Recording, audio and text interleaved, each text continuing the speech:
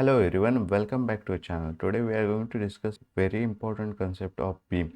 So this is very important concept from exam point of view, also very important concept for the mechanical engineering. So one question of 8 marks will be asked in the final exam. So watch this video till the end. I will give you some tricks and tips to solve the question related to the beam. So let's start with understanding the beam. Beam is a horizontal member which carries the transverse loading. So vertical forces are acting on the beam. Now what is the importance of the beam?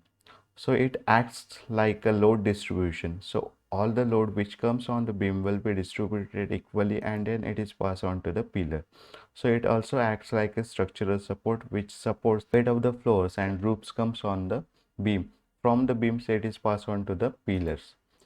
Then it also resists the bending and shear loading. So beams can be designed to add aesthetic value to your structure. Now what are the applications of beams? Beams find variety of applications in the construction of the buildings. Also it has applications in the bridge construction. The horizontal member is called as a beam and vertical members are called as a pillars. So the load of the concrete, the load of the passengers, load of the pedestrian, load of the vehicle is taken by this beam and then it is passed on to the pillars. The next application is aircraft wing. So aircraft wings are also act as a beam. They need to support the weight of the aircraft while also withstanding the aerodynamic forces. The design of aircraft wings is crucial for the safe and efficient flight. Then the next application is crane. The boom of the crane, it acts like a horizontal beam.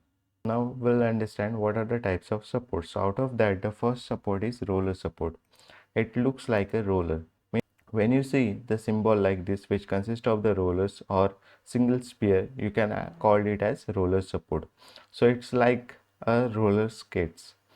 So it supports the members in vertical direction, but this member can travel, can move in horizontal direction. Also it can rotate. So it's only 1 degree of freedom is restricted. So it has only one reaction here. So only reaction present in the vertical direction. So it can be represented by RA. So remember that for roller support, the movement is restricted in vertical direction only. That's why it has only one vertical reaction. The second one is called as a hinge support.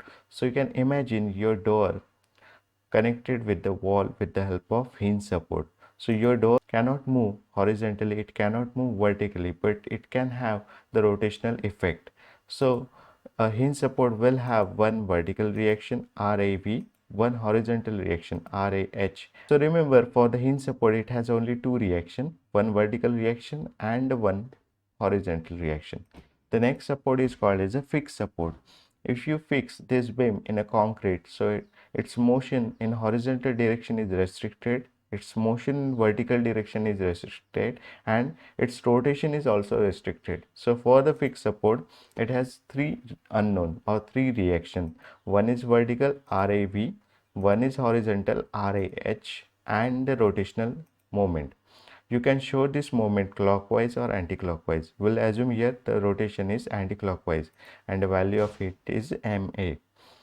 So if you get the answer MA minus, it means assume direction is wrong. You have to change the direction and as per that you have to adjust it. We'll summarize the types of support. The first support is roller. It can be easily identified if the circles are present in the figure, so it is called as a roller support. Now the first letter of the roller support is capital R. As you can see, in this letter only one vertical line is present. So for the roller support has only one vertical reaction.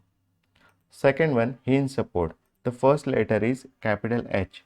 So here two vertical lines are present. So hinge support will have two reactions. One is vertical RAV, one is horizontal RAH. The third support is fixed support. First letter is capital F. In the F, one vertical line and two horizontal lines. So it has three reactions. One is vertical, one is horizontal, and one moment. So by using this trick, we can easily remember types of reactions to every support. Roller support, one vertical line, so one reaction. Hinge support, two vertical lines, so two reaction. Fixed support, one vertical line and two horizontal lines. So one vertical reaction, one horizontal reaction and one moment present for the fixed support. Now, after understanding the supports, we'll go for the loading. Till now, we have discussed only point loading, but there are two types of loading. First one is called as a uniformly distributed load. Here, the intensity of loading is constant along its length. So, if you consider this pickup, this is the length of carrier. If you load this carrier with the same loading everywhere, then it is called as a uniformly distributed load. The load is same along the length of this beam. That's why it is called as a uniformly distributed load. The magnitude of this load remains constant along the length of the element. So that's why we can represent this UDL as a rectangle, where W is the intensity of UDL, it is Newton per meter, and this is the span of the UDL. Okay, it is spread along length L. Now to solve the problem, we should convert this UDL into point load. So the process is very simple. Find the centroid of the rectangle. It is at the half length of the UDL. So this length is equal to L by 2 and this is equal to L by 2. Show the direction of the UDL as per the arrows shown in the UDL. So it is downward. The magnitude of the UDL will be area of the rectangle. It is equal to W into length. So W into L. So in this way we can convert this UDL into a point load. Sometimes UDL can be shown like this. This is also a form of UDL. Both are same. It has also W intensity of the UDL and length. So you can same way you can convert it into a point load. The second type of loading is uniformly varying load. Instead of having the same intensity can be varying like this. Now it is increasing uniformly. It is 0 at this point and maximum at this point. So this type of triangular shape is called as a uniformly varying load, or sometimes it is called as a triangular loading. So this UL can be represented like this in the form of triangle, where L is the span of the UVL, the intensity is 0 at this point and maximum at the other side. So W is equal to intensity of the UVL, it is in Newton per meter. Now to convert this into a point load, consider UVL as a triangle.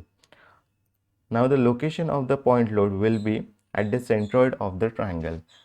We have discussed centroid in detail in the first few videos. You can watch that videos to understand the centroid. Now the location of the centroid is from the right angle. So right angle of this triangle is present on this right side. So we'll find the length from the right side. It is at the 1/3 length from the right side. So this is the point load. Now the location of the point load from the right angle side is equal to length divided by 3.